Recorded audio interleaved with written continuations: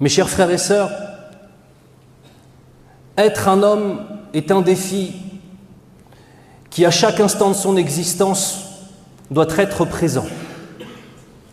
Être un homme lorsqu'on est jeune, être un homme lorsqu'on vient de se marier, être un homme quand on est un père de famille, être un homme quand on devient un grand-père, être un homme au sein de sa communauté. C'est un défi de chaque instant et ce sont des réalités que nous devons sans arrêt nous rappeler. Il faut que ce soit clair. Être un homme, c'est être aimé, mais ce n'est pas être craint. Aujourd'hui, avec certaines définitions qu'on a dans les quartiers et certaines définitions qu'on a notamment dans le rap, les gens ont confondu un certain nombre de choses, notamment avec un terme qui est très connu, mais très peu compris, qui est le terme du respect. Beaucoup de gens confondent le respect et la crainte. Ce sont deux choses qui sont complètement différentes. On respecte un homme droit. On respecte un homme qui donne sa parole et qui la respecte. On respecte un homme qui sait nourrir sa famille et qui sait se sacrifier. On craint une personne qui physiquement peut nous faire du mal. On craint une personne ou une femme dont la langue peut nous faire du mal. Et ce n'est pas du tout la même chose.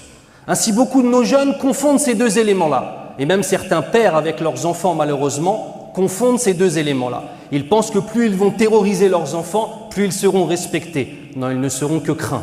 Ma'al asaf shadid. Ce ne sont pas les cris, ce ne sont pas les menaces, ce n'est pas la possession d'armes, ce n'est pas la possibilité de vendre ou de ne pas vendre, la possibilité de mettre un coup de pression à un tel ou un autre qui fait de toi un homme, wallahi. Le prophète sallallahu alayhi wa sallam nous dit Laysa shadidu bi sur'ah, innama shadidu alladhi yamliku nafsahu 'inda al-ghadab. Ce qui signifie, l'homme fort, ce n'est pas celui qui est capable de terrasser son adversaire. L'homme fort, c'est celui qui est capable d'emprisonner son âme au moment de la colère. Regardez dans le monde ce qui nous arrive. Notre communauté composée d'hommes, alhamdoulilah, qui sont capables de s'énerver dès qu'on menace leur argent. Mais sont-ils capables de défendre leur dîne? Des hommes qui, si tu veux les escroquer de 200 €, wallah, ya écrit ton testament. Mais si par contre tout le monde attaque l'islam, wallah haula'i na'imun ou na'imin, tu les vois, ces mêmes personnes qui pour quelques euros seraient prêts à tuer leur prochain, qu'Allah nous préserve. Mais quand on a l'islam qui est piétiné, quand on a les musulmans qui sont persécutés, quand on a nos sœurs qui se font agresser dans la rue, wallahi rien. Allah Azza wa Jal nous dit Min al-mu'minina rijal sadaqu ma'ahadullah alayh. Ce qui signifie, il y a parmi les croyants de véritables hommes qui ont concrétisé le pacte qu'ils ont passé avec Allah Azza wa Jal. Rijal, wa lan tajidu fil Qur'an al-Karim rajul, da'iman rijal ma'al jama'a. Et tu ne verras jamais dans le Coran le mythe du héros où un seul homme va sauver tout le monde. Et tu ne verras pas un homme, rajul, mais tu as toujours rijal, une communauté d'hommes qui par leur nombre, par leur foi, par leur droiture, peuvent changer les choses, incha'Allah. L'imam Ibn al-Qayyim, rahimahullah, vient nous donner la définition de qu'est-ce qu'un homme. Il nous dit dans le sens, l'homme véritable est celui qui, lorsque ce bas monde lui ouvre ses portes, il ne s'en réjouit pas. Lorsque ce bas monde lui tourne le dos, il n'en est pas attristé. S'il est lésé, il ne devient pas injuste. S'il est éprouvé, il ne faiblit pas. Il vit pour Allah et son cœur est tourné vers Allah et son temps est occupé pour Allah Azza wa Jal. Haoula'i rijal. Voilà, c'est quoi des hommes? C'est pas autre chose que cela. On a des faux concepts sur ce qu'est être un homme. Et comme je vous le disais, malheureusement, le rap a beaucoup participé à cela. Déjà, il faut qu'on soit d'accord sur une chose. Le rap est un monde de mythos. C'est un monde de mythomanes. Les gens qui sont dans la rue n'ont pas le temps de faire du rap. Les gens qui brassent réellement n'ont pas le temps de faire du rap. 95 voire 99% des rappeurs sont juste des menteurs et écrivent des histoires qu'ils ont inventées. La problématique, c'est quoi? C'est que ceux qui les écoutent finissent par, à force d'entendre ces histoires-là, les banaliser. Premièrement, à force d'entendre des gens qui te disent qu'ils font des trucs de folie, que ce soit vrai ou non, tu finis par le banaliser. Ah, c'est notre quotidien. Deuxièmement, ils finissent par les prendre pour modèle. Wallah, ya ikhwan, vous allez prendre des rappeurs, des mal'ounin, des gens maudits par Allah Azza wa Jal, des alcooliques, des drogués, comme modèle. Est-ce que vous vous rendez compte qu'Allah Azza wa Jal nous a donné Muhammad sallallahu alayhi wa sallam comme modèle? La question au jour du jugement, désires-tu boire du haoud de Rasulillah sallallahu alayhi wa sallam, du bassin? Un bassin spécifique qui a été offert au prophète sallallahu alayhi wa sallam pour abreuver les gens au jour du jugement et qui ne sera réservé qu'à ceux qui ont suivi sa sunna, qui ont vécu sur sa sunna et qui sont morts sur sa sunna. Tu crois que les rappeurs, ils vont avoir un bassin? Ils auront un bassin en enfer, qu'Allah nous préserve. Plein de pu, plein de hamim, plein de la boisson des gens de l'enfer. À qui tu veux t'identifier? Tu veux un homme? Prends le modèle de Omar radiyallahu anhu. Ça, c'était un bon homme, Akhil Karim, qui savait respecter ses parents, qui savait respecter son père, respecter sa mère, respecter sa communauté, qui sacrifiait pour sa communauté. Tu veux un modèle de personne intelligente? Prends Ali ibn Abi Talib radiyallahu anhu. Tu veux un homme dont la générosité était extraordinaire? Prends Uthman ibn Affan radiyallahu anhu. Tu veux un homme dont les adorations étaient extraordinaires? Prends Abu Bakr Siddiq radiyallahu anhu. Tous les modèles sont présents chez les Sahaba radiyallahu anhu. Mais ma'al asaf al-shadid, tu poses des questions sur la vie du prophète sallallahu alayhi wa sallam ou sur les Sahaba radiyallahu anhu, les gens sont incapables de répondre à des questions de base, alors que tu leur poses des questions sur des khoubatha parmi les rappeurs, ou tu leur poses des questions sur des footballeurs. Wallah ya akhi, toute sa sira, toute sa vie, il te la déboule. Fil jannah anta ma'a man ahbabt. Kama qala an-nabi sallallahu alayhi wa sallam. Au paradis, tu seras avec ceux que tu as aimés. Fais attention à qui tu donnes ton amour. Fais attention à qui tu donnes ton amour. Fais attention à qui tu donnes ton amour. Tu risques d'être avec ceux que tu as aimés. Et si les gens que tu as aimés sont détestés d'Allah Azza wa Jal, prépare-toi à en subir les conséquences. Qu'Allah nous préserve, ya Rabbal Alamin. Si tu veux être un homme, en fait, commence par une chose de base. Sois pieux avec tes parents. La créature qui t'a donné la vie, c'est ta mère. La créature qui t'a protégé, c'est ton père. La créature qui n'a pas dormi lorsque tu étais malade, c'est ta mère. Wallah, écoutez-moi bien. Tous ceux qui vont au habs, tous ceux qui vont en prison, sachez une chose, bande d'égoïstes. Vous ne rentrez pas seul en prison.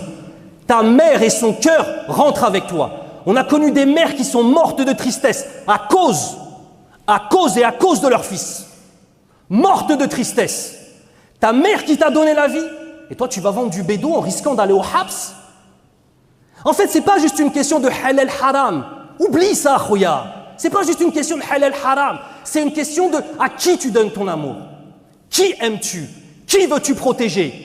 On a des fils qui sont la cause de la perdition de leur père et de leur mère. On a des papas msakin, ils ont pris 15 ans lorsque leur fils a pris 1 an au habs. Et quand tu vis une vie où tu traînes avec des gens qui sont dans le mal va t'atteindre. Et quand tu vis une vie avec des gens qui vont au habs, qui sortent et qui rentrent, tu vas rentrer au habs un moment ou à un autre. Mais ta mère, elle va rentrer avec toi, mskina. Et ton père, il va être déshonoré par ton attitude. Tu fais l'enfant, réveille-toi. Mon père ne m'aime pas, réveille-toi. Sois un homme, sois droit, ton père, il va t'aimer, il va te respecter. Le respect se gagne, c'est comme tout. On est tellement habitués à être des enfants gâtés qu'on a l'impression que le respect de nos pères, on va l'avoir toute notre vie. Eh ben non, Khouya, si t'agis mal, ton père peut perdre son respect pour toi. Et tu peux attrister ta mère jusqu'au fait de lui faire avoir un cancer, qu'Allah la préserve. La vraie question, Yawm al-Qiyamah, on sera avec qui? Fais attention à qui tu aimes, ya Akhil Karim. Fais attention à qui tu aimes. Être un homme, c'est savoir aussi patienter dans l'adoration. Être un homme, c'est savoir être constant. Être un homme, c'est savoir prendre ses responsabilités. Et là, il y en a parmi vous qui se disent, bah, être un homme, c'est quoi être un homme? C'est à quel âge? Vous voulez savoir à quel âge on devient un homme? Quand tu es mukallaf. Pour un homme, c'est environ vers 12 ans. 12-13 ans. À partir de 12-13 ans, la prière t'est obligatoire. Le siyam t'est obligatoire. Toutes les obligations de l'islam sont sur tes épaules. À partir de ce moment-là, tu n'es plus un sabi, ni un sabi mumayyiz. Tu es devenu un rujail, un petit homme. Un homme en devenir. Donc ce que je suis en train de dire, ça ne concerne pas simplement ceux qui ont déjà de la barbe en fait. Et on demande à Allah Azza wa Jal de faire en sorte que tout le monde aime la sunna de porter la barbe, ya Rabbal Alamin. Ce message s'adresse à tout le monde. Et on va illustrer ce message par le récit d'un sahabi qui s'appelle Mus'ab ibn Umayr, radiyallahu anhu. Et vous verrez quel type d'homme il était déjà à ses 17 ans. Quel type d'homme il est devenu à ses 20 ans. Et quel type d'homme il était lorsqu'il a eu 24 ans. Barakallahu li wa lakum fil Qur'an al-Karim wa nafa'ani Allah wa iyyakum bima fihi min al-ayati wa dhikr al-hakim. Aqulu qawli hadha wa astaghfirullah li wa lakum wa huwa al-ghafur ar-rahim. Bismillahir rahmanir rahim. Alhamdulillahi rabbil alamin. Amma ba'd. Mus'ab ibn Umayr radiyallahu anhu.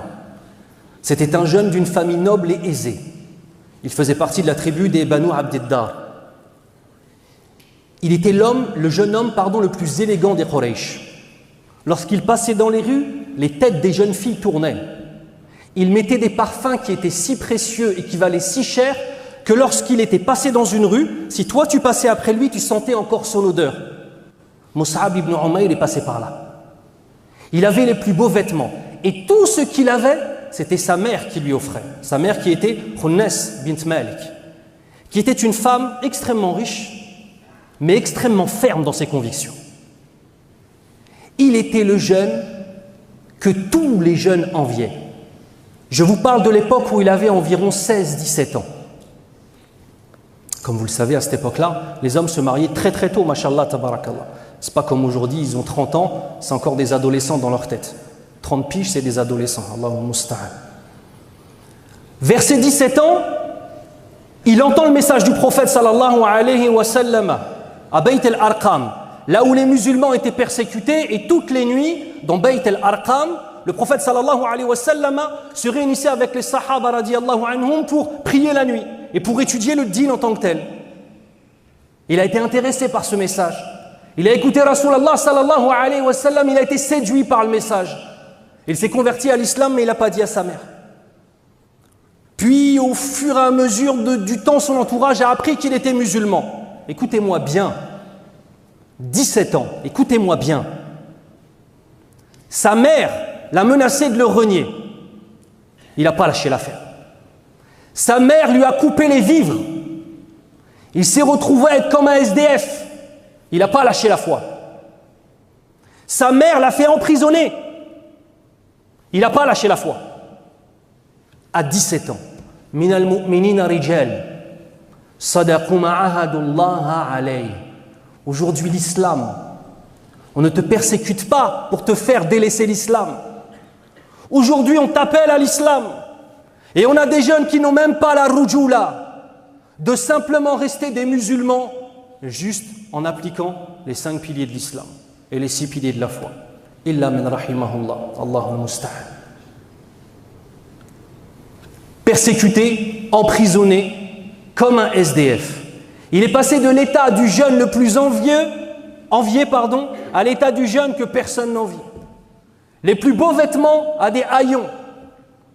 Emprisonné, frappé, dormant dans la rue, même meskin. Radiyallahu anhu, j'ai dit meskin. Non, c'est pas un meskin, c'est nous les masakin. Wallah. C'était un meskin auprès des hommes, mais il était riche auprès d'Allah subhanahu wa ta'ala.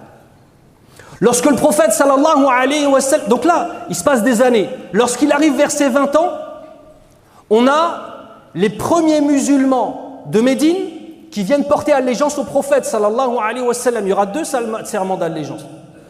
Les premiers qui viennent porter serment d'allégeance. Le prophète sallallahu alayhi wa sallam, ils sont environ une dizaine. Il renvoie avec eux qui ça? Mus'ab ibn Umayr. Parce que pendant les années où il était persécuté, il s'est juste contenté de faire ses prières. Ah non, khoya. Ces gens-là, ils veulent al-firdaus al-a'la. Ces gens-là, ils ont visé tout là-haut. Ils n'ont pas visé la dunya tout en haut et le din tout en bas. Ils ont visé le din tout là-haut. Donc celui-ci, c'est devenu un alim, un savant parmi les musulmans, un savant parmi les sahaba radiyallahu anhum. Mus'ab ibn Umayr radiyallahu anhu. Et le Nabi sallallahu alayhi wa sallam l'a envoyé avec un autre sahabi qui s'appelle As'ad. Et ces deux-là, c'est devenu les 2 da'i de Médine. Ils sont allés dans toutes les maisons des Médinois. À l'époque où Médine n'était pas encore musulmane, ils sont partis voir les chefs des tribus, appelés à Allah Azza wa Jal. Mus'ab ibn Umayr, il était surnommé radiyallahu anhu al-Mukri. celui qui lit le Coran, celui qui a mémorisé le Coran et le Karim en tant que tel. Son intelligence, son équité, sa sagesse et sa foi ont fait que par sa cause, des centaines de personnes rentrent dans l'islam. Vous savez, subhanallah, ce n'est pas raisonnable que d'attendre des gens de 50 ans qu'ils défendent la communauté musulmane et qu'ils s'engagent pour la communauté musulmane. Les gens qui ont 50 ans et plus, ils ont fait leur dû, qu'Allah les récompense. C'est à la jeunesse de prendre la relève. C'est à la jeunesse de s'investir. Au lieu de s'investir dans des choses qui font perdre du temps et qui, dans le pire des cas, sont des éléments qui sont haram. Qu'Allah nous préserve.